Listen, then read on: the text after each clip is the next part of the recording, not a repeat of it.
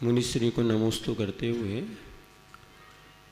प्रायः धार्मिक क्रिया करते समय अथवा आवश्यकों का पालन करते समय एक कायुत्सर्ग शब्द का प्रयोग होता है और कायुत्सर्ग करने की चर्चा की जाती है। कायुत्सर्ग शब्द का कई बार ऐसा होता है कि 9 बार नमोकार मंत्र हम पढ़ लें, इसको कायुत्सर्ग मानते हैं, अथवा प्रायश्चित ग्रंथों में 300 श्वासोच्छ्वास, 400 श्वासोच्छ्वास आदि इसका भी वर्णन मिलता है। तो वास्तव में कायुत्सर्ग का क्या स्वरूप और किस तरह से हम करें जिससे कि वास्तविक फल की हमें प्राप्ति हो सके? बहुत अच्छा सवाल महाराज जी ने आप लोगों की ओर से उपस्थित किया है। ये मत समझना कि महाराज को इसका अर्थ पता नहीं, महाराज इसको अच्छे से जानते हैं और मैं कह दूं तो हमसे अच्छा बता भी सकते हैं। आपने कायोत्सर्ग शब्द का अर्थ पूछा है। हम लोगों के नित्य व्यवहार में आने वाला ये शब्द है। कायोत्सर्ग का सीधा सीधा अर्थ है काया का उत्सर्ग, यानी शरीर के ममत्व के त्याग का नाम कायोत्सर्ग है।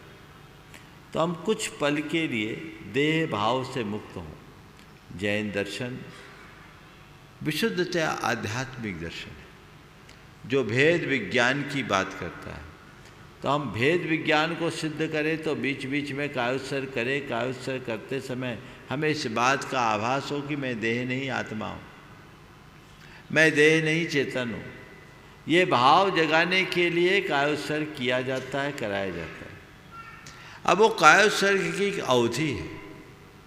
सामान्य कायोत्सर्ग 27 उच्छ्वास का होता है।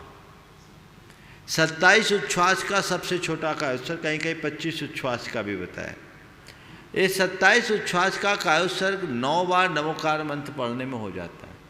हम एक बार नमोकार लेते हैं तो 3 बार श्वास लेना छोड़ना होता है। श्वास लिया नमो अर्हंतानम, श्वास छोड़ा नमो सिद्धानम, श्वास लिया नमो आयर्यानम, श्वास छोड़ा नमो वज्रायनम, पुनः श्वास लिया नमो लोए और छोड़ा सब्व शाहुनम। तो इस प्रकार 3 बार श्वास लेने और छोड़ने में हमारा 1 बार नमोकार होता है। तो हम लोगों ने गणित बिठाल दिया कि इसके हिसाब से 9 बार नमोकार कर लो तो हमारे 27 उच्छ्वास का कायोत्सर्ग हो जाएगा। तो अब इसमें क्या हुआ कि कायोत्सर्ग तो गौण हो गया, नमोकार मुख हो गया, नमोकार भी गौण हो गया, उंगली चलाना मुख हो गया। तो वो एक रूढ़ी जैसी हो गई।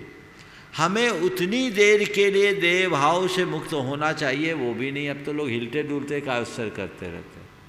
कई लोग तो कायोत्सर्ग करते करते भी उंगलियां चटकाते रहते हैं।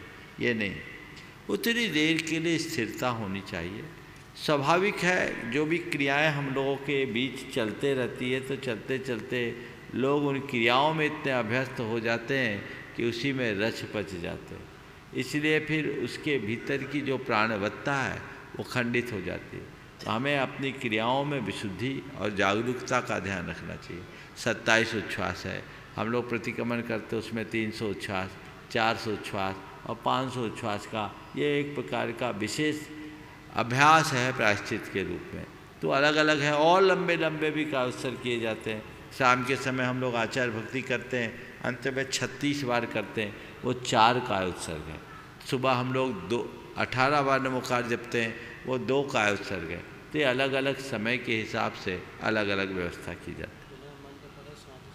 बिना मंत्र पढ़े भी श्वासोच्छ्वास की गिनती की जा सकती है, वो कायोत्सर्ग है। और यदि उतनी देर देह भाव से मुक्त हो गए तो सच्चा कायोत्सर्ग वही है।